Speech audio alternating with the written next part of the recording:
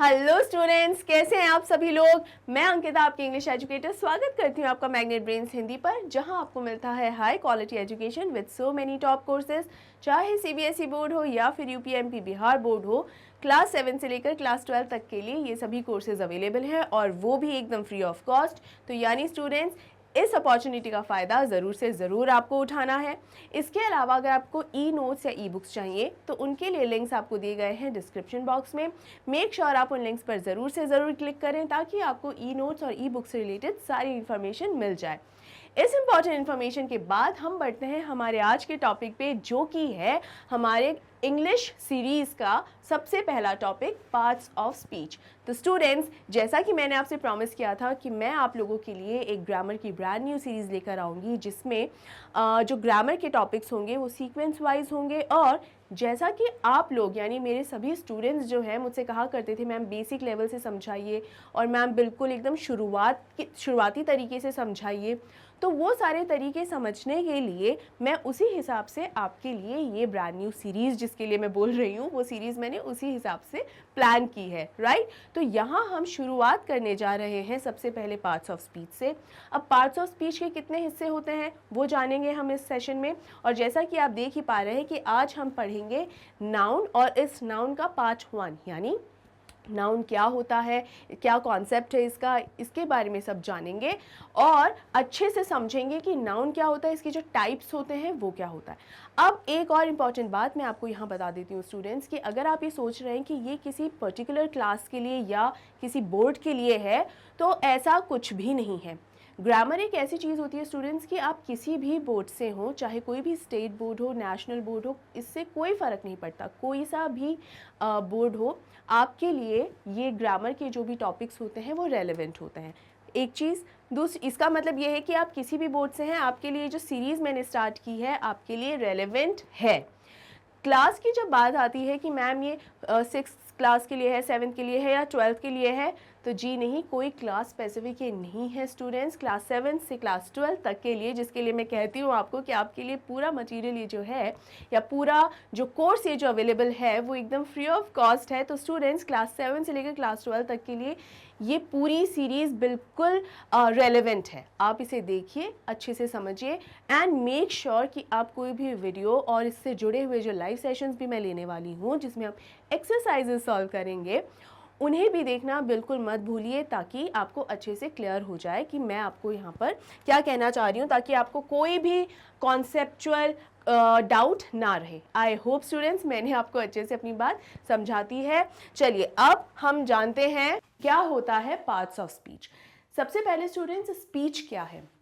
Speech जो या बातें जो हैं, जो हम बात करते हैं, जो हम बोलते हैं, कॉन्वर्सेशन जो होती है वो स्पीच ही है, जो भी हम बोल रहे हैं।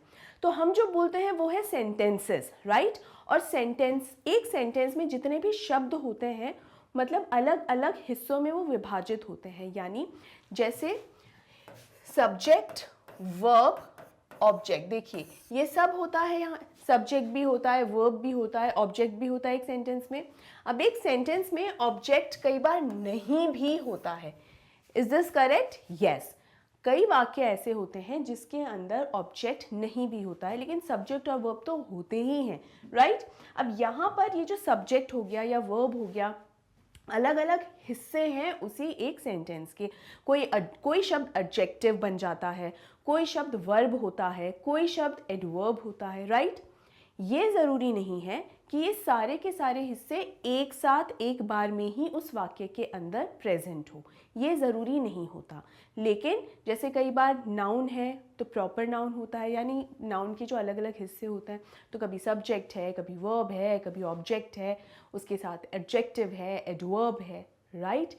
अलग अलग हिस्से कोई भी एक सेंटेंस में हो सकते हैं। तो यानी पार्ट्स का मतलब होता है हिस्से, और स्पीच का मतलब होता है जो हम बोल रहे हैं। तो जो भी सेंटेंसेस हम बोल रहे हैं, उस एक सेंटेंस के अलग अलग हिस्से जो हैं, उसे ही कहा जाता है पार्ट्स ऑफ स्पीच। ईजी है, बहुत ईजी है। अब ये जो पार्ट्स होते हैं वो कौन से हैं? ये हैं वो पार्ट्स सारे, यानी 8 हिस्सों में ये विभाजित हैं। पार्ट्स कितने होते हैं स्पीच के? 8 पार्ट होते हैं, ठीक है। Noun, pronoun, verb, adverb, prepositions, conjunctions, adjectives and interjections, ये सारे ही पार्ट्स हम हर एक अलग अलग सेपरेट वीडियोस में पढ़ेंगे। और आज जिस पार्ट की हम बात करेंगे वो है स्टूडेंट्स नाउन।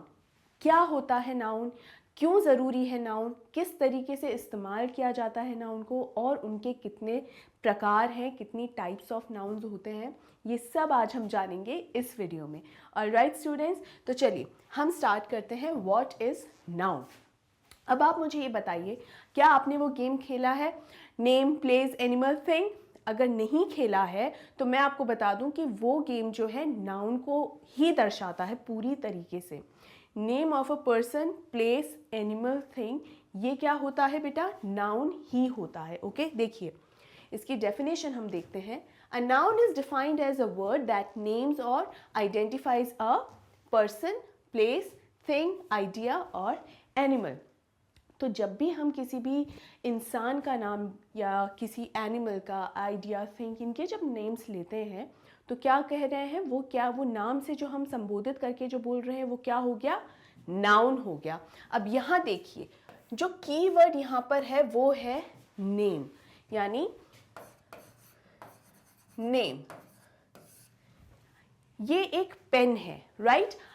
चूंकि इसे एक पेन का नाम दिया गया है इसीलिए हम इसको संबोधित कर सकते हैं, हम इसके बारे में बात कर सकते हैं, इसे बोल सकते हैं इसके बारे में, राइट? कि अगर मुझे पेन की ज़रूरत है तो मैं कह सकती हूँ कि प्लीज़ मुझे ज़रा पेन पास कर दीजिए, मुझे कुछ लिखना है। लेकिन अगर ये जो चीज़ है इस चीज़ का कोई नाम ना दिया गया हो, अभी तो हमें पता है कि इसका नाम पेन है, लेकिन मान लीजिए इसका कोई नाम नहीं दिया गया हो, कोई नामकरण ही ना हो, तो हम क्या बोलेंगे इसे कि अरे वो चीज़ देना, वो चीज़ देना, राइट? तो हम किस तरीके से इसके बारे में बात करेंगे? वहीं अगर मैं किसी इंसान को लेकर बात आपसे करूं कि मान लीजिए कोई व्यक्ति जा रहा है और हमें उसे आवाज़ देकर बुलानी है, तो अगर हमारे फ्रेंड हैं तो मैं उसका नाम लेकर, लेट्स से कि अगर उसका नाम रोहिणी है तो मैं बिल्कुल उसको नाम लेकर, अरे रोहिणी ज़रा सुनना, हम ऐसे बोल सकते हैं। लेकिन अगर उस लड़की का कोई नाम ही नहीं है तो मैं कैसे उसे बुलाऊं कि अरे हेलो सुनो, हेलो हेलो, क्या ऐसे करके बुलाऊंगी? इसीलिए, और उस हेलो में कितने लोगों की गर्दन मेरी तरफ घूमेगी पता नहीं, क्योंकि मैं किसे बुला रही हूं मालूम नहीं। तो हम एक तरीके से कह सकते हैं कि ये जो नाम है वो नाम ही नहीं, एक तरीके से एड्रेस है। क्या है? एड्रेस, एक पता है कि भाई हम उसके बारे में बात कर रहे हैं, हम जिसे भी एड्रेस करते हैं, जिसे पुकार रहे हैं, तो भले ही वो इंसान हो, पर्सन हो, प्लेस हो, थिंग, आइडिया या एनिमल, इनमें से कोई भी चीज़ हो। कोई चीज़ है, जैसे ये पेन एक चीज़ ही है। कोई जानवर है तो जैसे कुत्ता है, डॉग है, हॉर्स है, टाइगर है, ये सारे जो जानवर हैं इनका एक नाम दिया गया है, तभी नाम देते हैं हम, तभी हम उसे बुला पाते हैं। इसलिए नाउन की ज़रूरत है। नाउन को सीखना सिर्फ इसलिए ज़रूरी नहीं होता कि अच्छा ग्रामर का एक हिस्सा है तो सीखें। तो स्टूडेंट्स, हम इस सीरीज़ में जितनी भी चीज़ें सीखेंगे ना, वो सिर्फ आप इसलिए मत सीखिए कि ग्रामर का एक हिस्सा है, रूल्स याद करने होते हैं, दैट्स इट। नहीं, उसका एक रीज़न समझने की कोशिश कीजिए कि अगर किसी चीज़ का कोई नाम ही ना हो तो आप उसको किस तरीके से पुकारेंगे, किस तरीके से उसके बारे में बात ही कर पाएंगे, Isn't it? तो यहाँ यही बात समझने की हमें ज़रूरत है। अब आगे कुछ एग्जाम्पल्स दिए हुए हैं, जैसे nouns are the words in a sentence that represent a certain person। मतलब किसी इंसान को, जैसे अगर राधा नाम है उस लड़की का या जिसके बारे में हम बात कर रहे हैं इंसान का, जैसे राधा, प्लेस जैसे इंडिया हो गया, तो हम भारत की बात अगर करें तो भारत का अपने आप में कोई नाम अगर ना हो तो हम उसके बारे में बात ही भी कैसे कर पाएंगे, किस तरीके से उस बता पाएंगे कि हम किस चीज़ के बारे में बात कर रहे हैं, ठीक है? दूसरा, ये भी कैसे पता चलेगा कि जिसके बारे में बात कर रहे हैं वो एक चीज़ है, इंसान है या क्या है, वो भी कैसे पता चलेगा? तो ये कैटेगरीज हो गई। तो ये जो 5 चीज़ें यहाँ लिखी हुई हैं वो कैटेगरीज हैं बेसिकली, ठीक है? कि एक इंसान की कैटेगरी है, एक चीज़ों की कैटेगरी है, आइडियाज़ की, थॉट की, और एनिमल्स, ये अलग अलग कैटेगरीज हो गई बेटा, राइट? तो देखिए, थिंग है जैसे पेंसिल है, idea about the discipline, and animals जैसे डॉग हो गया। तो नाउन कैन बी कॉन्क्रीट और एब्स्ट्रैक्ट। अब ये कॉन्क्रीट और एब्स्ट्रैक्ट ये एक तरीके के टाइप्स हैं नाउन के। हम सभी टाइप्स के बारे में अभी जानेंगे, जो मोस्ट इम्पॉर्टेंट टाइप्स होते हैं ना। देखिए, टाइप्स जो होती हैं या फॉर्म्स होते हैं, या हम ये कहें कि नाउन के जो पार्ट्स होते हैं ना, तो जो मेन पार्ट्स होते हैं हम उन पर ही फोकस करेंगे, क्योंकि देयर आर सब पार्ट्स ऑल्सो, ठीक है। और इन सब पार्ट्स के भी सब पार्ट्स होते हैं, है ना, सब पार्ट्स के भी सब पार्ट्स होते हैं। There are so many parts of nouns, right. तो हम किस पर फोकस करेंगे? जो मेन पार्ट्स होते हैं या मेन टाइप्स होते हैं बेसिकली, उन पर हम फोकस करेंगे, राइट स्टूडेंट्स। चलिए आगे बढ़ते हैं। A noun is spotted by identifying a name, place, thing, idea or animal in a sentence। मतलब हम कैसे पता चलेगा, अगर एक सेंटेंस के अंदर हम कैसे आइडेंटिफाई करेंगे नाउन को, कि अगर वो किसी इंसान का नाम है, किसी जगह का नाम है, किसी चीज़ का, किसी आइडिया का, एनिमल का, किसी का नाम है, तो उससे आइडेंटिफाई करेंगे, अच्छा इसके बारे में बात हो रही है, okay. Being aware of the noun definition, noun meaning and what are nouns is integral for understanding grammar and sentence structure in any language। अब इसका बेसिकली मतलब है कि हमें जब तक नाउन के बारे में हम परिचित नहीं होते, जब तक हमें पता नहीं होता कि नाउन है किस चीज़ का नाम, तब तक कोई भी किसी भी भाषा का सेंटेंस या वाक्य हम नहीं बना सकते। अगर हम इसको हिंदी में भी बात करें अगर इसके बारे में, तो हिंदी में भी अगर हमें किसी चीज़ का, किसी वस्तु का, किसी व्यक्ति विशेष का नाम अगर नहीं पता होगा, तो हम अपना वाक्य कैसे बना पाएंगे, है ना। तो सेंटेंस स्ट्रक्चर नहीं हो सकता है स्टूडेंट्स, राइट। तो इसीलिए नाउन बहुत ज़्यादा ज़रूरी है। अब यहाँ पर हम बढ़ गए हैं टाइप्स ऑफ नाउन पे। तो नाउन के क्या क्या टाइप्स हैं। तो सबसे पहला टाइप हम देख रहे हैं कॉमन नाउन। तो कॉमन का मतलब क्या होता है? साधारण या आम, मतलब बहुत ही कॉमनली जो यूज हो। तो कॉमन नाउन क्या हुआ?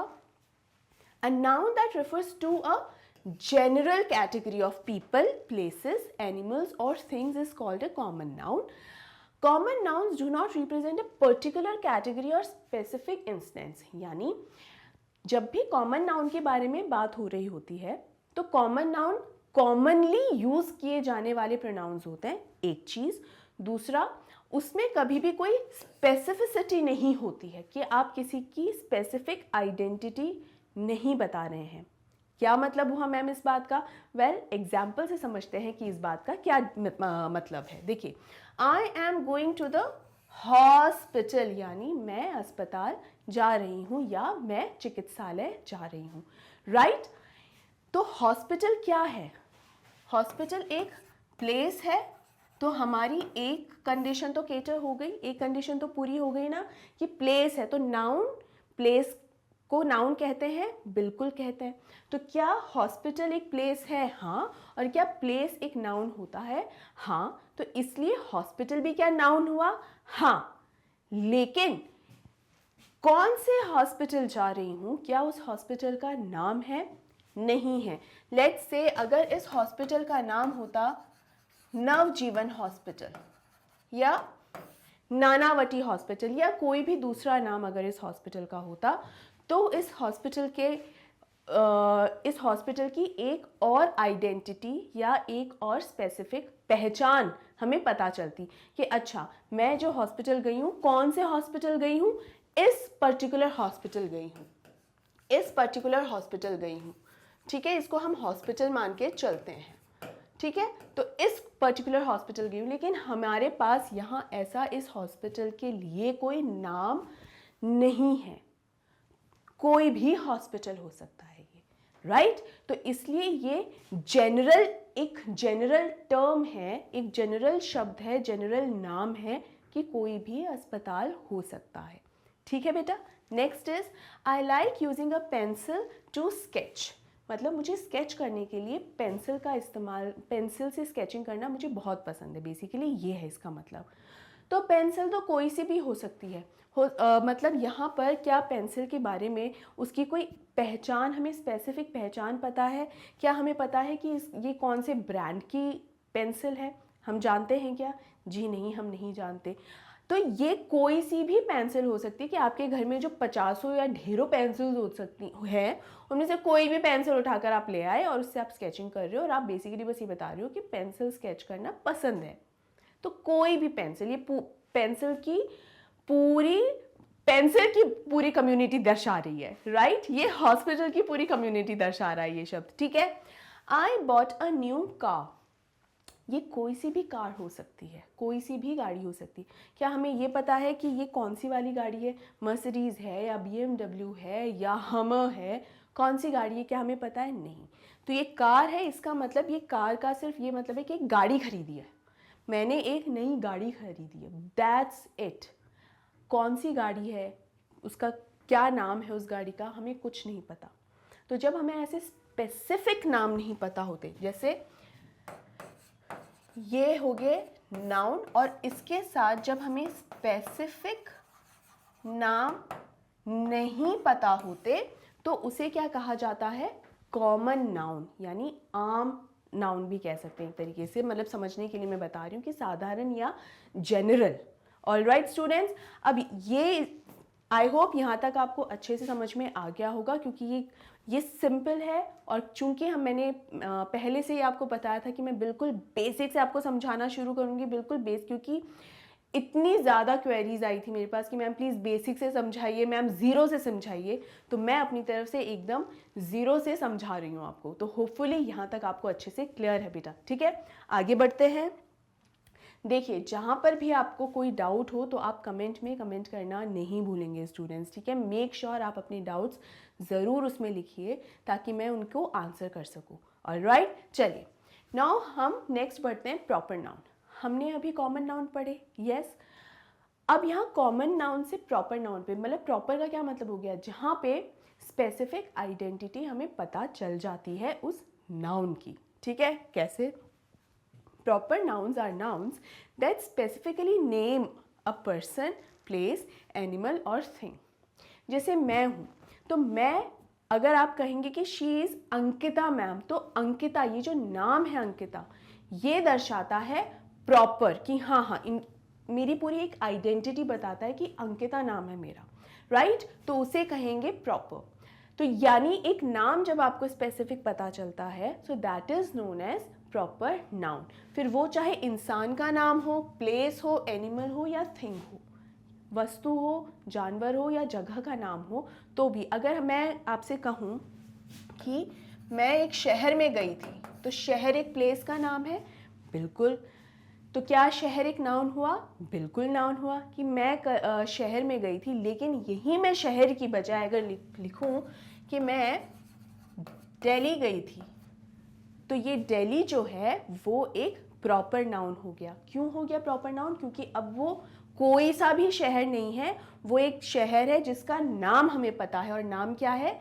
दिल्ली। ये दिल्ली हो सकता है, ये देहरादून हो सकता है, या इसके अलावा जयपुर हो सकता है, भोपाल हो सकता है, कोई भी शहर, कोई भी जगह, हिल स्टेशन वो हो सकता है। तो यानी हमें अब उसका स्पेसिफिक नाम पता है, ना कि सिर्फ कैटेगरी। तो हॉस्पिटल तो एक कैटेगरी हो गई, कौन सी कैटेगरी हो गई? प्लेस। लेकिन अगर मैं कहूँ नवजीवन हॉस्पिटल, तो वो हो गया प्रॉपर नाउन। आया समझ में स्टूडेंट्स? इसके एग्जाम्पल्स देख लेते हैं, लेकिन उसके पहले जानते हैं कि प्रॉपर नाउन की कुछ और एक कंडीशन होती है। क्या कंडीशन है वो? Proper nouns start with capital letters. यानी अगर मैं ये लिख रही हूँ कि माय नेम इज अंकिता, तो यहाँ पर हमने क्या सीखा है? हमने क्या सीखा है कि सेंटेंस जब शुरू होता है तो सेंटेंस के पहले शब्द का पहला लेटर हमेशा कैपिटल होना चाहिए, बाकी फिर सारे वर्ड्स के जो लेटर्स हैं वो स्मॉल होते हैं, सारे के सारे लेटर्स। यही सीखा है ना हमने। लेकिन जब प्रॉपर नाउन आता है बेटा, तो प्रॉपर नाउन चाहे सेंटेंस का पहला शब्द हो या आखिरी, जैसे यहाँ पर आखिरी शब्द है, तो यहाँ पर जो प्रॉपर नाउन है, चूंकि अंकिता एक प्रॉपर नाउन है, तो ए हमेशा कैपिटल होगा। वहीं अगर मैं यहाँ पर ये लिख दूँ कि आई वेंट टू दिल्ली, अगर मैं लिखूँ आई वेंट टू दिल्ली, तो मैं दिल्ली कैपिटल के हिसाब से ही लिखूंगी, मतलब जो डी है दिल्ली का वो कैपिटल होगा। मैं दिल्ली को स्मॉल लेटर से कभी भी स्टार्ट नहीं करूंगी, it is absolutely wrong. Small letter से दिल्ली लिखना, कभी भी आपने कहीं पर भी स्मॉल लेटर में दिल्ली लिखा हुआ देखा है? क्योंकि बिल्कुल गलत होता है, नहीं हो सकता। यहाँ दिल्ली नहीं, चाहे कोई भी प्रॉपर नाउन हो और वो पूरे वाक्य में, पूरे सेंटेंस में किसी भी जगह आ रहा हो, चाहे फर्स्ट प्लेस पे आ रहा हो, सेकंड, थर्ड, फोर्थ, लास्ट, कहीं भी आ रहा हो, प्रॉपर नाउन की मेन कंडीशन है कैपिटल लेटर से ही स्टार्ट होगा। That's it. ठीक है, चलिए क्लियर है, आगे बढ़ते हैं। This makes it easy to distinguish them from other types of nouns. यानी ये वाला एक जो रूल होता है ना, वो हमको प्रॉपर नाउन को समझने में भी आसानी देता है कि अगर कैपिटल से स्टार्ट हो रहा है इट मीन्स प्रॉपर नाउन है। राइट स्टूडेंट्स, चलिए इसके एग्जाम्पल्स देखते हैं। The time we visited Dehradun was one of the best trips of my life. यानी जब देहरादून गए थे तो वो मेरे जीवन की आज तक की सबसे अच्छी ट्रिप्स में से एक है। तो देहरादून यहाँ बीच में आ रहा है, तो सबसे, चूंकि प्रॉपर नाउन है, तो प्रॉपर नाउन क्यों बना? क्योंकि हमें उस जगह का नाम पता है। यहाँ हमने कोई सिर्फ ये नहीं लिख रखा कि हिल स्टेशन गए थे, है ना, या कोई भी शहर गए थे, या कोई इस तरह से हमने कुछ नहीं लिखा हुआ, हिल स्टेशन या सिटी करके नहीं लिखा हुआ है इसको। हमने क्या लिखा है यहाँ पर? देहरादून, उस जगह का नाम लिखा है। अब चाहिए शहर है या हिल स्टेशन है या कुछ भी है, वो उससे फर्क नहीं पड़ता, जगह का नाम हमने बता दिया, तो it is a proper noun. ठीक है, और चूंकि प्रॉपर नाउन है इसलिए जो फर्स्ट लेटर होगा वो हमेशा कैपिटल से स्टार्ट होगा, चाहे सेंटेंस के बीच में भी कहीं पर भी आ रहा हो, चाहे पूरे सेंटेंस में कहीं भी आ रहा हो, चाहे शुरुआत में, बीच में, आखिर में, कहीं भी आए।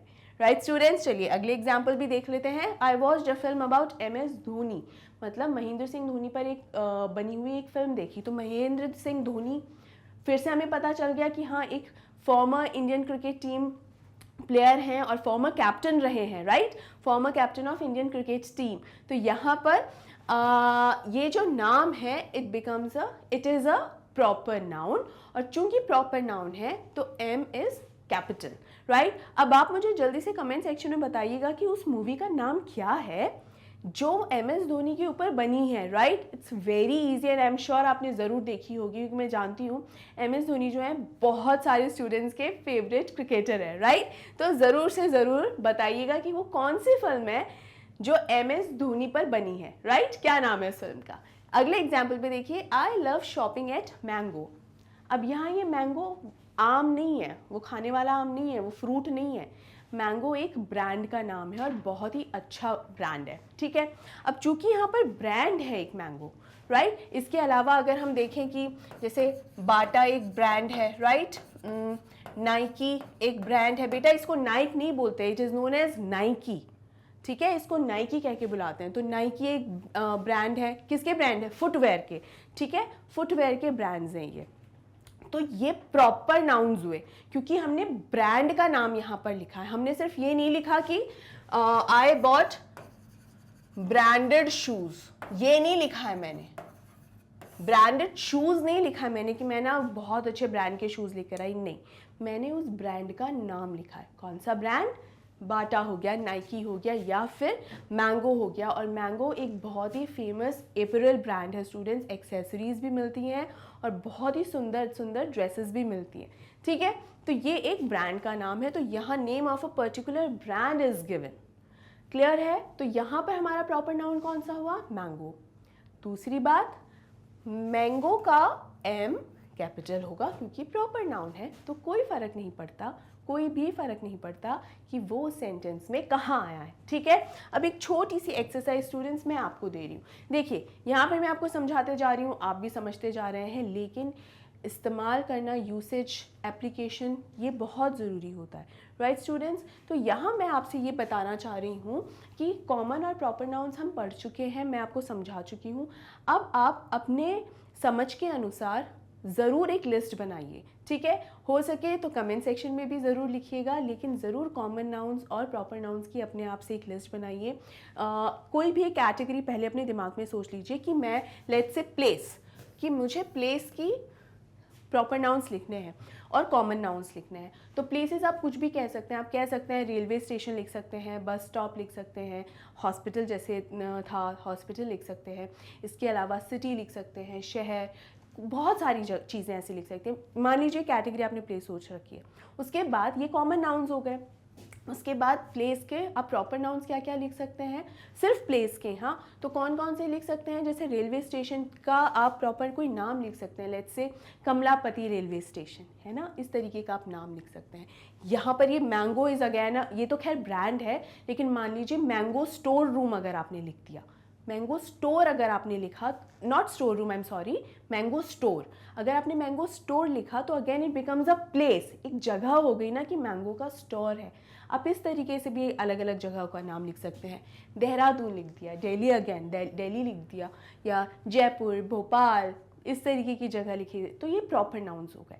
तो अपने हिसाब से इन सभी, ये जो जितनी भी 4-5 कैटेगरीज हैं, कोई भी एक कैटेगरी अपने आप से सोच लीजिए और उसकी लिस्ट अपने आप से बनाइए, ताकि आपको ये कॉन्सेप्ट क्लियर हो जाए।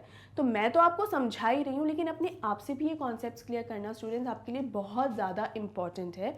अदरवाइज़ जब तक हम एप्लीकेशन नहीं सीखते, ग्रामर का एक यही फंडा है कि अगर आप अपने आप से वो अप्लाई नहीं करेंगे, जब तक चाहे कितना भी अच्छे से सीख लें, आप उसको यूज़ नहीं कर पाएंगे, इस्तेमाल नहीं हो पाएगा वो। राइट स्टूडेंट्स, आई होप यहाँ तक आपको सब कुछ अच्छे से क्लियर है। अब हम बढ़ते हैं हमारे अगले टाइप पर। नेक्स्ट टाइप है कलेक्टिव नाउन।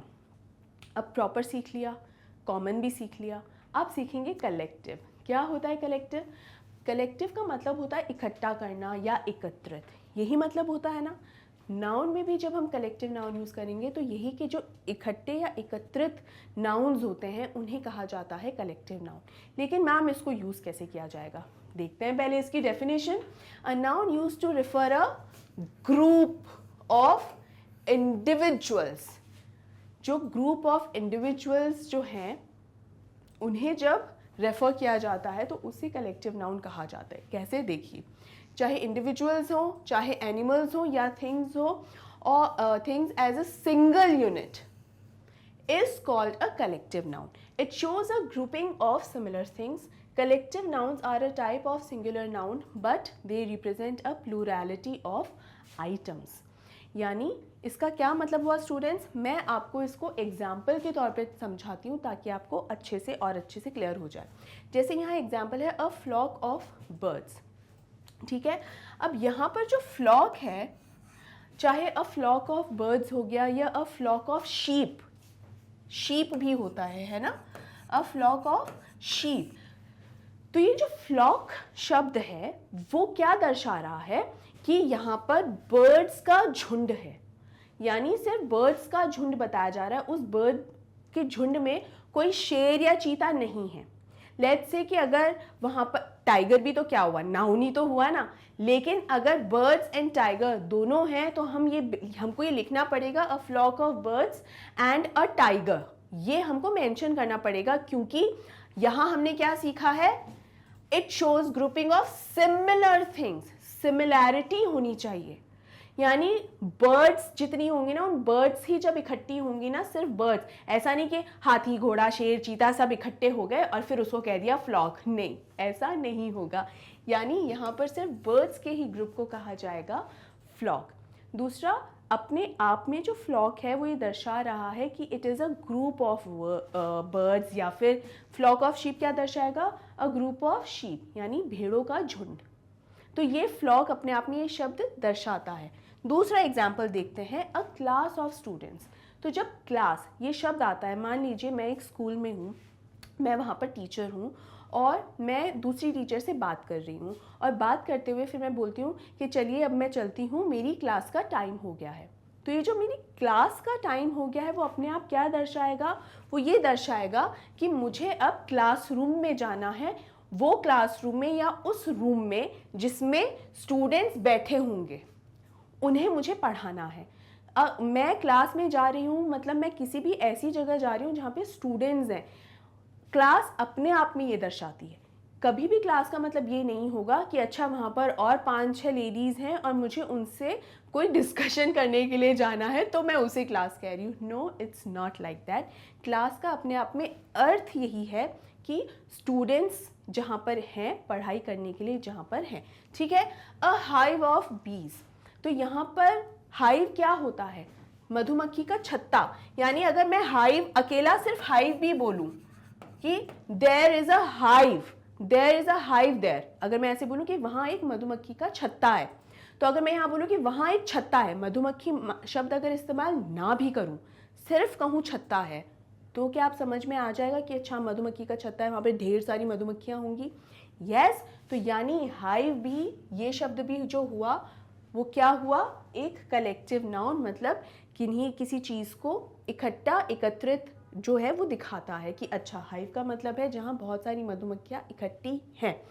एक चीज और बता दूं, ये छत्ता ही कहा जाता है। कई लोग इसे मधुमक्खी का छाता भी बोलते हैं। नो, छाता नहीं होता बेटा, छाता का मतलब होता है छतरी, अपना अम्ब्रेला जो होता है, इट्स नॉट छाता, राइट। तो आई होप स्टूडेंट्स यहाँ पर ये आपको अच्छे से क्लियर हो गया है। कुछ और भी ऐसे कलेक्टिव नाउन्स होते हैं स्टूडेंट्स जो आपको बहुत अच्छे से आते होंगे, जैसे आर्मी उसमें से एक है। तो आर्मी क्या होता है, जहाँ बहुत सारे सोल्जर्स हैं तो उसे क्या कहा जाएगा, आर्मी, राइट। इसके अलावा हर्ड है, ये भी एक वर्ड है जिसे जो क्या दर्शाता है, ग्रुप ऑफ कैटल हम कह सकते हैं, ग्रुप ऑफ कैटल दिखाता है। इसके अलावा बीज के ग्रुप को भी कुछ कहा जाता है, क्या, स्वार्म, राइट। तो ऐसे बहुत सारे कलेक्टिव नाउन्स हैं, मतलब ये जो शब्द है अपने आप में पूरे ग्रुप को दर्शा देते हैं, राइट। लेकिन यहाँ पे जैसे अगर हम आर्मी अगर बोल रहे हैं तो आर्मी क्या होगा, सोल्जर्स का ही ग्रुप, उसमें कोई भी सिविलियन शामिल नहीं होगा, यानी हम सिंगल यूनिट या इंडिविजुअल उसके ग्रुप को दर्शाते हैं।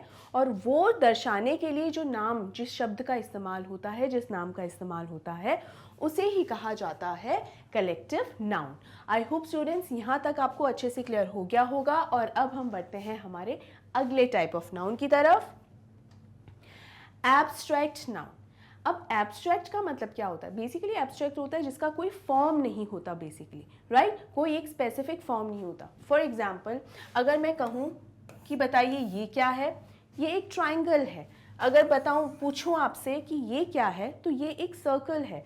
और अगर कहूं कि ये क्या है, तो ये एक स्क्वायर है। और अगर कहूं कि ये क्या है, तो एक रेक्टेंगल है। यानी आप ये जो शेप्स हैं, आप इन सबका एक नाम दे सकते हो, राइट। लेकिन अगर मैं यूं ही हर कुछ ही एक डिज़ाइन ऐसे कुछ बना दूं, कुछ भी फॉर्म बना दूं, तो क्या अब उसका कोई नाम हो सकता है क्या, नहीं।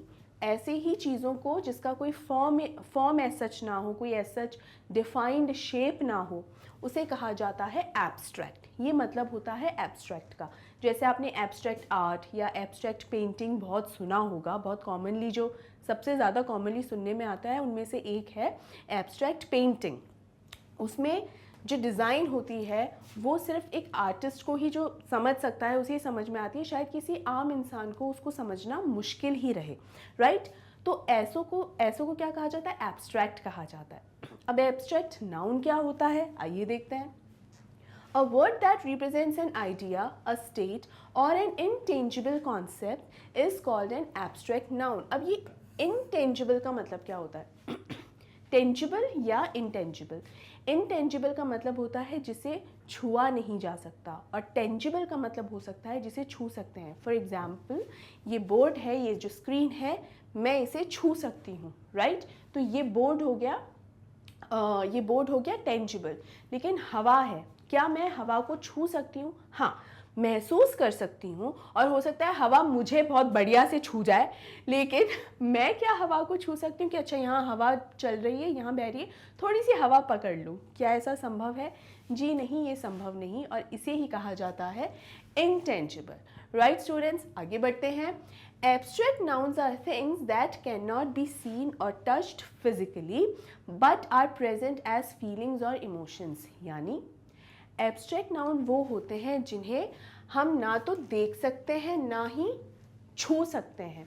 देख नहीं सकते, छू नहीं सकते, लेकिन उन्हें भावनाओं के तहत महसूस किया जा सकता है, फील किया जा सकता है। तो जो जिसे महसूस किया, जैसे एक आइडिया है, आइडिया हमने बात की थी कि आइडिया एक होता है, थॉट एक होता है, डिसिप्लिन होता है। तो डिसिप्लिन जो एक या हम ये कहें कि डिसिप्लिन शब्द जो है, क्या उसे छुआ जा सकता है क्या, नहीं। डिसिप्लिन हमारी दिनचर्या के अंदर हम शामिल कर सकते हैं, लेकिन ना उसे देखा जा सकता है, ना उसे छुआ जा सकता है। ठीक है। Abstract nouns refer to things that are intangible and exist as feelings, thoughts and ideas, right. जैसे फीलिंग्स के, भावनाओं के आधार पर या आपकी विचारों के आधार पर जो रहते हैं उसे ही एब्स्ट्रैक्ट कहा जाता है।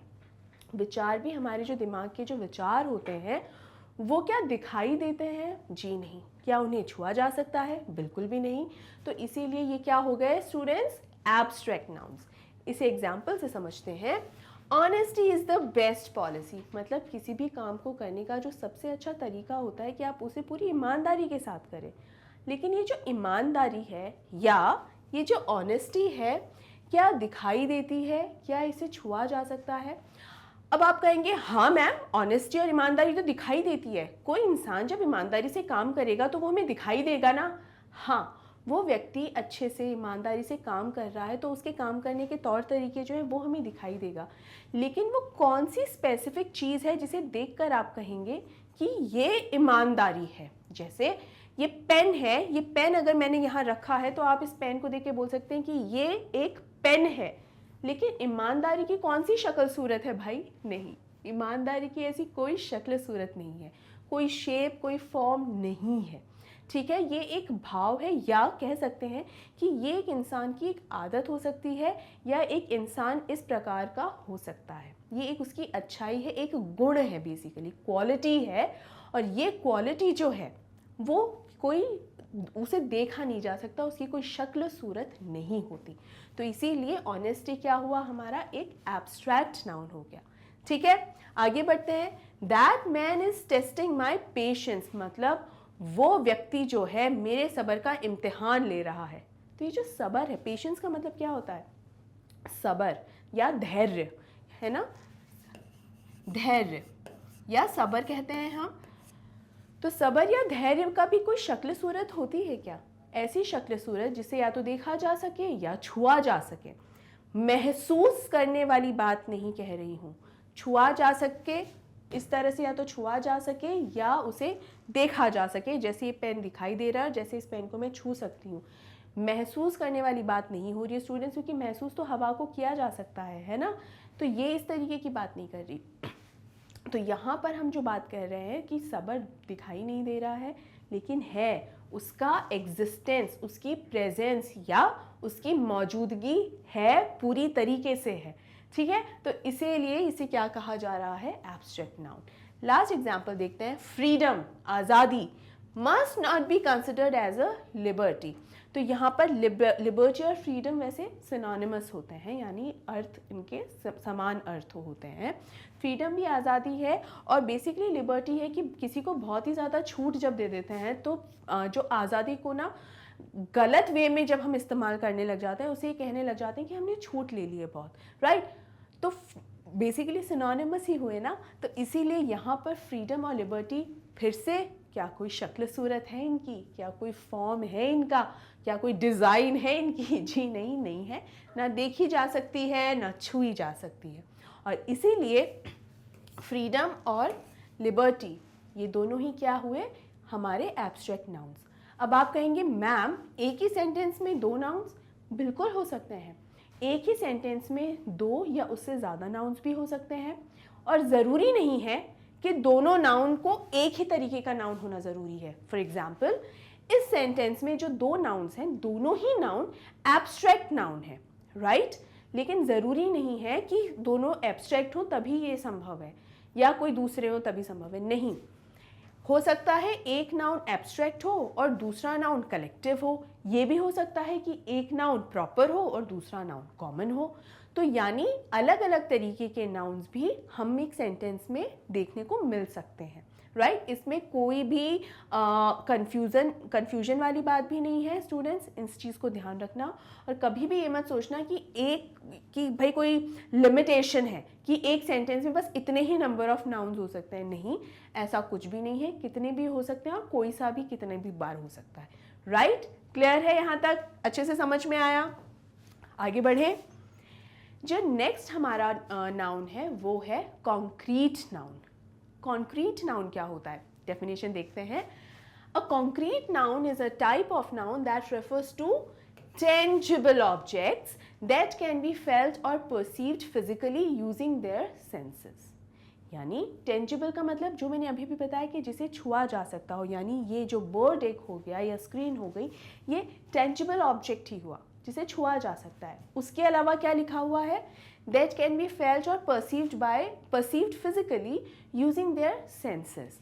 Unlike abstract nouns, concrete nouns can be seen, touched, heard and experienced physically. यानी ये वो nouns हो सकते हैं जिन्हें छुआ जा सकता है, महसूस किया जा सकता है, देखा जा सकता है. राइट मतलब ये सिर्फ महसूस करने वाले नहीं, वो nouns है जिन्हें देखे भी जा सकते हैं. एग्जाम्पल देखते हैं.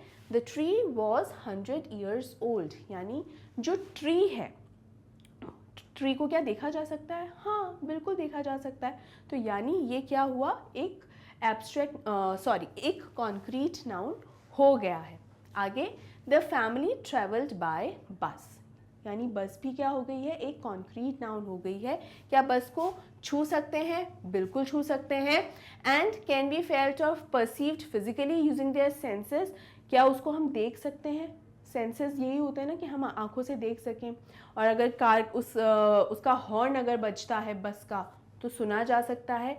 जी हाँ बिल्कुल सुना जा सकता है. ठीक है. I want to read a book. जो किताब है तो क्या वो भी एक कॉन्क्रीट नाउन हुआ? बिल्कुल बिल्कुल हो गया. अब यहाँ स्टूडेंट मैं आपको एक चीज़ ये बता दूँ, हो सकता है कि आप कॉन्क्रीट और कॉमन नाउन में थोड़ा सा कंफ्यूज हो. नहीं, कंफ्यूज होने की ज़रूरत यहाँ पर नहीं है. यहाँ कॉन्क्रीट नाउन में बेसिकली जैसे बुक है, बुक क्या एक कॉमन नाउन भी है? जी हाँ ये कॉमन नाउन भी है. लेकिन ये एक चीज़ ये दर्शाता है कि यानी कोई एक शब्द जो है वो कॉमन और कॉन्क्रीट दोनों नाउन हो सकता है. ठीक है. यहाँ कॉन्क्रीट दर्शाने का बेसिकली ये मतलब होता है, जैसे कॉमन नाउन तो आइडिया के आधार पर भी हो सकता है. राइट आइडिया हो सकता है ना, एक थॉट हो सकता है, कॉमन थॉट जो हमारे दिमाग में आया. लेकिन क्या कॉन्क्रीट किसी आइडिया से रिलेटेड हो सकता है? नहीं. क्या कॉन्क्रीट के अंदर जो आइडिया की बात हम कर रहे हैं उस आइडिया को क्या छुआ या देखा जा सकता है? नहीं. Can we feel it through our senses? No. Can we experience an idea through our senses? Physically क्या उसको फील किया जा सकता है आइडिया को? जी नहीं. इसलिए ये एक डिफरेंस है कॉमन और कॉन्क्रीट नाउन में. तो मेक श्योर आपको ये जो छोटी छोटी चीज़ें हैं, ये जो डिफ्रेंसिएशन है, आपको इन डिफ्रेंसिएशंस को ध्यान रखना है और दिमाग में रखना है कि ये डिफरेंस होता है. राइट. आई होप आपको यहाँ तक क्लियर है. एक चीज़ मैं आपको यहाँ और बताना चाहूँगी स्टूडेंट्स, जो अलग अलग तरीके के नाउन्स होते हैं कई बार सिमिलर से लगते हैं, तो वो कैसे उसको आइडेंटिफाई किया जाए? वेल 2-3 एग्जांपल्स में हो सकता है आपके लिए पूरी तरीके से आप लोगों को एक सेटिस्फैक्शन ना मिले कि मैम और समझना है. डोंट वरी, मैं नाउन्स के लिए आपके लिए एक लाइव सेशन भी लेकर आऊँगी जिसमें हम वैरायटी ऑफ सेंटेंसेस देखेंगे और उन सेंटेंसेस को सॉल्व करके आप जो हैं उसमें आप क्योंकि मैं इस तरह से लाऊंगी कि आपको आइडेंटिफाई करना पड़ेगा नाउन का, और वो आपको लाइव सेशन के अंदर सॉल्व करने होंगे वो सारे सेंटेंसेस, उन सभी सेंटेंसेस को. राइट. और वो जो एक्सरसाइज होगी वो एक्सरसाइज की पीडीएफ भी मैं इस वीडियो के साथ आपको बिल्कुल दे रही हूँ. तो आप उस पीडीएफ में क्या करेंगे, उस पीडीएफ की एक्सरसाइज को सॉल्व करें, आइडेंटिफाई करें. जैसे जैसे आपको उसको डायरेक्शन दिया गया है कि आपको हर एक क्वेश्चन को किस तरीके से आंसर करना है, आप उसे अपनी तरफ से आंसर करने की कोशिश कीजिए. और हम लाइव सेशन में क्या करेंगे, फिर से उस एक्सरसाइज को एक बार देखेंगे ताकि आपको जहाँ जैसे जो भी डाउट होगा फिर वो वहाँ क्लियर होता चला जाएगा.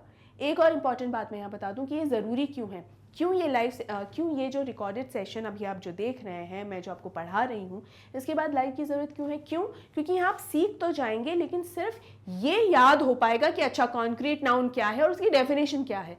इसे इस्तेमाल करना कब सीखेंगे? सिर्फ तब सीख सकते हैं जब उसकी एक्सरसाइजेज हम सॉल्व करेंगे. Isn't it? तो जो एक्सरसाइज हमें सॉल्व करनी है वो हम कब करेंगे? लाइव सेशन के अंदर. तो आपको वैरायटी ऑफ सेंटेंसेस मिलेंगे और आपको अच्छे से किसी भी दो नाउन के अंदर जो डिफरेंसेस होते हैं वो भी बहुत अच्छे से समझ में आ जाएंगे. राइट स्टूडेंट्स, चलिए, और जो लाइव सेशन की जो डिटेल्स हैं वो भी आपको जल्द ही प्रोवाइड करवाई जाएंगी। ऑलराइट, चलिए आगे बढ़ते हैं। अगला हमारे जो नाउन्स हैं वो पहला है मटीरियल नाउन। मटीरियल का मतलब क्या होता है? पदार्थ, यानी पदार्थों से बनी हुई जो चीज़ें होती हैं बेसिकली उसे ही क्या कहा जाता है? Material nouns. इसकी डेफिनेशन देख लेते हैं। These are the names used to refer to substances, materials और things that can be perceived by the senses. यानी जो भी धातु से बनी हुई चीज़ मान लीजिए या किसी पदार्थ से बनी हुई चीज़ मान लीजिए, ये जो चीज़ें होती हैं ना उन्हें क्या कहा जाता है? नाउन कहा जाता है, सॉरी मटीरियल नाउन कहा जाता है। एग्जाम्पल जैसे सिल्वर, गोल्ड, मेटल, कॉटन, ये सब क्या है? जैसे चांदी हो गई, सोना है कि सोने के जेवर हैं। My mother loves gold jewellery, तो गोल्ड मतलब सोने के गहने, तो ये गोल्ड क्या है? ये हो गया हमारा मटीरियल नाउन। इसके अलावा और जैसे एयर है, एयर भी एक मटीरियल नाउन ही कहलाता है, ठीक है, वो भी एक मटीरियल नाउन है। ठीक है स्टूडेंट्स, तो ये जो कंपाउंड नाउन्स और मटीरियल नाउन्स जो हम अभी कर रहे हैं ना, ये सबसे आसान नाउन के टाइप्स में से हैं। ठीक है, तो मटीरियल नाउन्स जो पदार्थ से बने हों या पदार्थ हों उन्हें कहा जाता है क्या? Material nouns. अब कंपाउंड नाउन्स क्या होता है? कंपाउंड नाउन्स का अर्थ होता है अ noun that is made up of 2 और मोर एग्जिस्टिंग वर्ड्स। यानी यहां पर आपको जैसे केक शॉप एक शब्द दिया है, तो क्या 2 शब्द है ना, एक शब्द है केक और एक शब्द है शॉप। अब इनको आप विभाजित तौर पे अगर देखेंगे तो केक अपने आप में क्या एक शब्द है? ऐसा थोड़ी अधूरा शब्द लगता है कोई, नहीं ना। तो यहाँ पर जो केक है वो अपने आप में क्या एक नाउन है? हाँ, खाने की एक चीज़ है ना केक, टेस्टी लगती है। दूसरा है शॉप, क्या है? एक प्लेस, एक जगह का नाम है ना। कौन सी जगह? दुकान। अपने आप में एक अलग नाउन है? बिल्कुल है। जब इन दोनों शब्दों को मिलाया तो क्या एक अलग से एक नाउन बनकर आया? 2 शब्दों को मिलाकर केक शॉप, यानी केक की तो जो दुकान, केक की दुकान। तो क्या हमें, या बेकरी शॉप जैसे जो होती बेकरी शॉप, तो यहाँ पर क्या केक की दुकान ये आया। ऐसे ही शब्द जो अपने अपने आप में भी नाउन्स हैं और उन दोनों को जब मिला दिया जाए तब भी एक नाउन निकल कर आता है, तो उसे क्या कहा जाता है? Compound noun. इस तरीके के और नाउन देखिए, school teacher, school teacher, right. French fries, French अपने आप में भी एक नाउन है, फ्राइज अपने आप में भी नाउन है, और फ्रेंच फ्राइज बना तो क्या हो गया? नाउन बन गया पूरा फिर से। ये सिर्फ जरूरी नहीं कि 2 ही शब्द हों, 2 से ज़्यादा शब्द भी हैं। अब यहाँ मैम आपने 2 से ज़्यादा शब्द का एग्जाम्पल क्यों नहीं दिया? क्योंकि वो एक्सरसाइज करनी है आपको। बताइए मुझे कमेंट सेक्शन में कि कौन कौन से वो कंपाउंड नाउन्स हैं जो 2 से ज़्यादा शब्दों के भी बन सकते हैं, राइट। तो आप कंपाउंड नाउन्स भी लिखिए और मटीरियल नाउन्स भी लिखिए। कोशिश कीजिए स्टूडेंट्स, क्योंकि जब तक आप इस तरीके की एक्सरसाइजेज में पार्टिसिपेट नहीं करेंगे आपके लिए थोड़ा मुश्किल हो जाएगा कि हाँ याद तो कर लेंगे लेकिन सीखना थोड़ा सा मुश्किल हो जाएगा, राइट। चलिए, यहाँ तक जो मेन पार्ट्स होते हैं नाउन के, जो टाइप्स होते हैं, वो कंप्लीट हो गए। ठीक है, अब आगे क्या है? Countable nouns. तो काउंटेबल और अनकाउंटेबल नाउन्स जो होते हैं स्टूडेंट्स, वो अपने आप में एक तरीके का समावेश होते हैं बाकी सभी तरीके के जो नाउन्स होते हैं वो। सिर्फ डिफरेंस क्या रहता है? काउंटेबल नाउन्स उन नाउन्स का समावेश करते हैं अपने आप में जो गिने जा सकते हों या जिनकी गणना करना संभव है, और अनकाउंटेबल नाउन्स कौन से होते हैं? जिन्हें गिना नहीं जा सकता। यानी काउंट का मतलब यही तो होता है ना, गिनती करना। तो जिन वैरायटी ऑफ नाउन्स को गिना नहीं जा सकता वो आ जाते हैं अनकाउंटेबल नाउन्स की कैटेगरी में, या जिनको गिना जा सकता है वो आ जाते हैं काउंटेबल नाउन्स की कैटेगरी में, राइट। अब काउंटेबल नाउन को ज़रा विस्तार से समझते हैं। Countable nouns are people, objects, places, things and ideas that can be counted using numbers। यानी नंबर्स के आधार पे हम जो गिनते हैं ना, 1 2 3 4 5, ऐसे गिनकर हम उनको पता लगा सकते हैं कि जो काउंट कितने नाउन मतलब कितने हैं, right. These nouns have plural forms। ये हमेशा बहुवचन के रूप में ही मौजूद रहते हैं। अब किस तरीके से देखिए, He purchased apples for his family।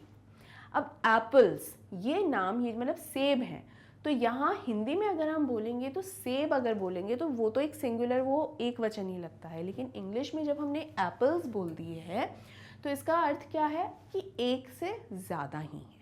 ठीक है, एक से ज़्यादा ही। अब यहाँ पर वो जो ज़्यादा हैं वो कितने ज़्यादा हैं? फॉर एग्जाम्पल अगर यहाँ लिखा होता 2 एप्पल्स, तो क्या गिना जा सकता है? क्या 2 एप्पल्स को गिना जा सकता है? जी हाँ, यहाँ उन्हें गिना जा सकता है। अगर हम लिखते 2 डजन लिख देते लेट्स से, ठीक है, कि 2 डजन, तो क्या उसे गिना जा सकता है? जी हाँ, गिना जा सकता है। कितने हो जाएंगे? 24 हो जाएंगे। एप्पल्स को क्या गिना जा सकता है क्या? बिल्कुल।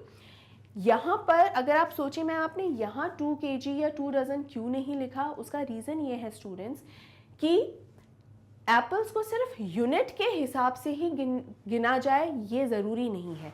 इसके बिना भी एप्पल्स को गिना जा सकता है कि 1 एप्पल है या 2 एप्पल है या 5 एप्पल है, कितने एप्पल्स हैं, इसलिए ये नहीं लिखा गया है।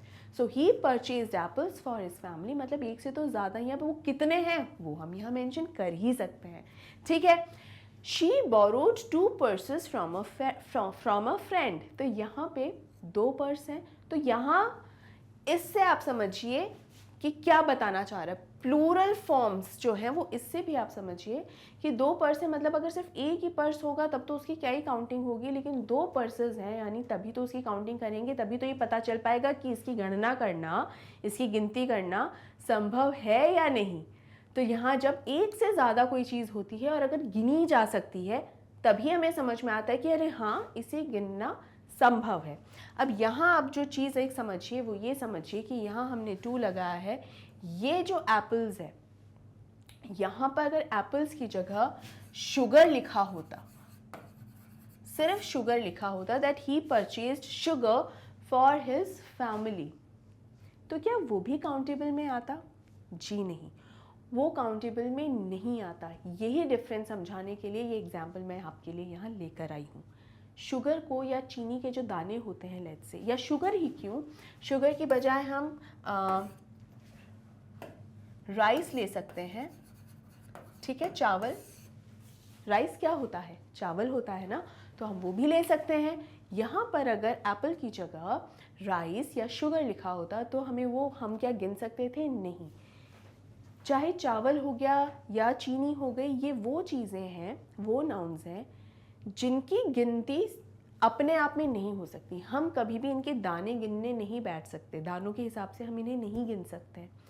इनकी गिनती होती है इनकी यूनिट के हिसाब से या फिर इनके वेट के हिसाब से, जिसे हम जैसे केजी में, ये चीज़ें केजी में आती हैं। यहीं अगर ऑयल होता, मिल्क होता तो वो लीटर्स में आता, तो यूनिट या केजी मान लीजिए या लीटर मान लीजिए, जिस भी रूप में वो आपको मिलते हैं। तो यहाँ पर मान लीजिए 1 किलो चीनी, आपको यहाँ 1 kg शुगर लिखना ज़रूरी होता।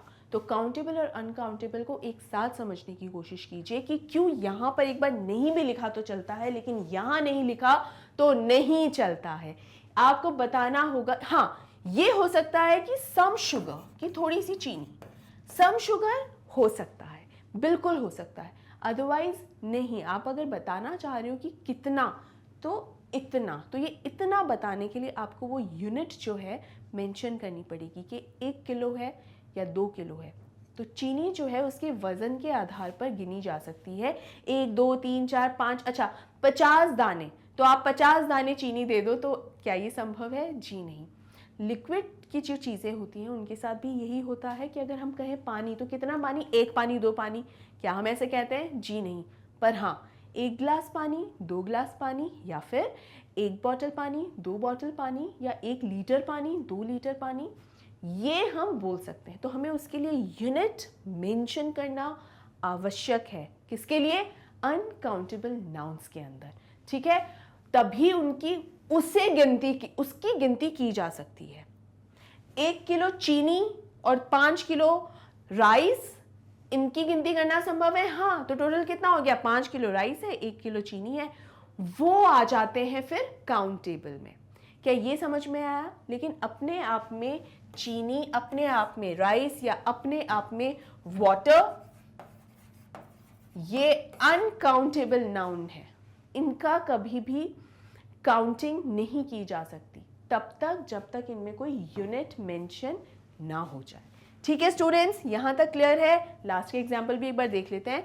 There are many temples in India, बहुत सारे मंदिर हैं भारत में। क्या गिना जा सकता है? जी हाँ, बिल्कुल बिल्कुल गिना जा सकता है इन टेम्पल्स को। ठीक है, क्लियर है अपने आप में स्टूडेंट्स। अब हम अनकाउंटेबल नाउन्स को देख लेते हैं, जो हमने थोड़े बहुत अभी अभी जाने।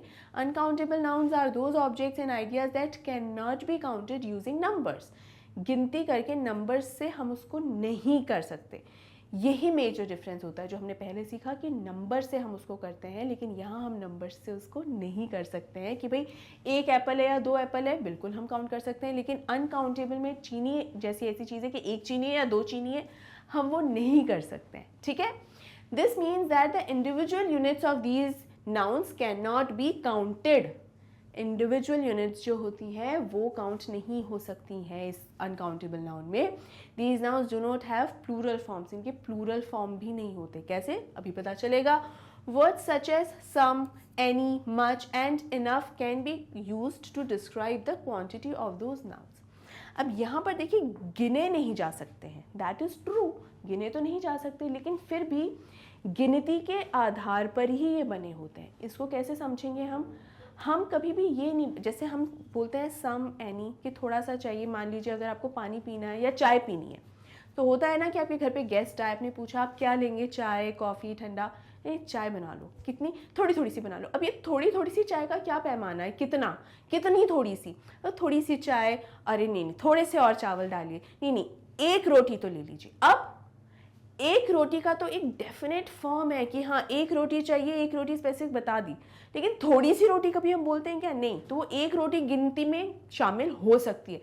थोड़े से चावल जो हैं वो गिनती में नहीं, वो क्वांटिटी में शामिल होते हैं कि इतने से चावल दीजिए, नहीं बस थोड़े से, दो चम्मच चावल, बस ज़्यादा नहीं, थोड़े से चावल, ऐसे ही बोलते हैं ना। तो यही बेटा काउंटेबल और अनकाउंटेबल में डिफ्रेंसिएशन क्रिएट करता है। ठीक है, आगे बढ़ते हैं और एग्जाम्पल्स देखते हैं। Trees grew in abundance. अब ये अबंडेंस मतलब बहुत, अबंडेंस को कैसे गिनोगे? नॉलेज शब्द है, नॉलेज को she has vast knowledge in her field. Knowledge को गिनोगे कैसे? बहुत सारी नॉलेज है।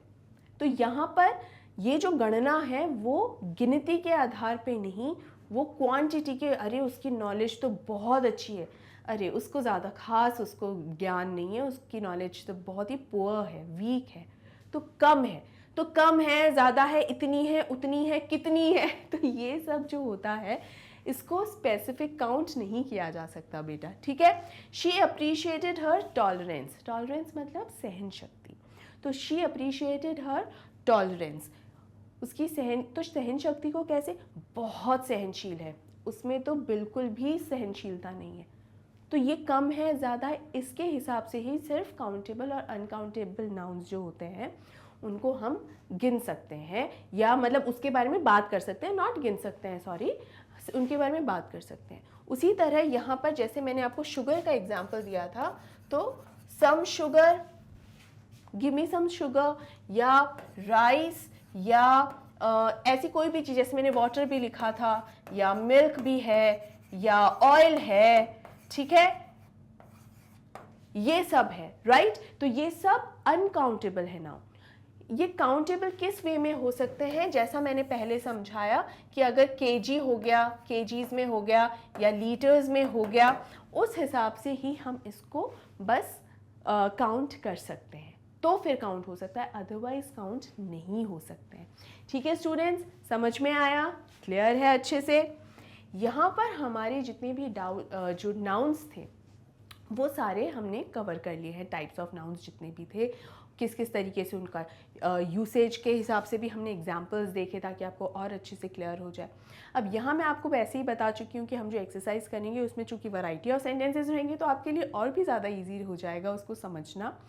लेकिन अभी तक तो हमने सिर्फ टाइप्स पढ़े हैं, उनके जो इस्तेमाल कर रहे हैं तो उसके कुछ नियम कायदे भी हैं। कुछ होता है ना, अभी आपने सिर्फ ड्राइविंग करना ही सीखा है कि भाई हाँ गाड़ी चलाना स्टार्ट कैसे होती है और उसके टायर कैसे घुमाने हैं सड़क पर, बस वो है। लेकिन जब दाएं घूमते हैं तो इंडिकेटर देना होता है, लेफ्ट घूमते हैं तो इंडिकेटर देना होता है, और जब सीधे भी चल रहे होते हैं तो सड़क के एक साइड में ही गाड़ी चलानी होती है ना। अब वो साइड राइट है या लेफ्ट है या सेंटर में चलानी होती है, रूल्स होते हैं, ट्रैफिक रूल्स, उसी तरीके से नाउन रूल्स भी होते हैं कि ऐसा नहीं अपनी मर्जी से कहीं पर भी नाउन सेंटेंस में फिट कर दिया और बस बात बन गई, नहीं, ऐसा नहीं होता।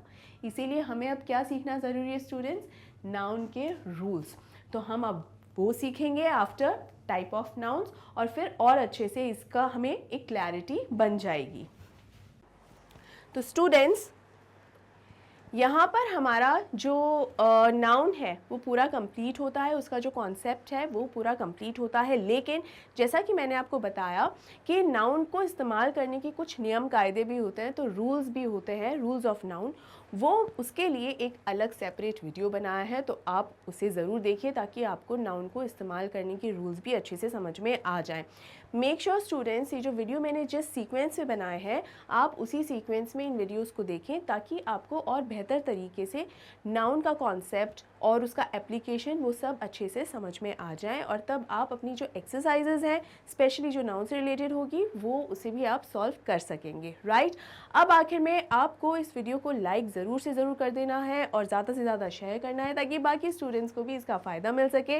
एंड स्टूडेंट्स, मेक श्योर कि आपको अगर कोई भी डाउट हो तो वो डेफिनेटली आप कमेंट सेक्शन में कमेंट कर ज़रूर से ज़रूर पूछें। और जो हमारे लाइव सेशन होंगे जो कि हर थर्सडे और संडे को होंगे 5:30 बजे, उसमें भी आप अपने डाउट्स जो है इकट्ठा करके रखें, क्योंकि अब आपको मालूम है कि आपके लाइव सेशंस भी होने वाले हैं और किस टॉपिक पे होने वाले हैं।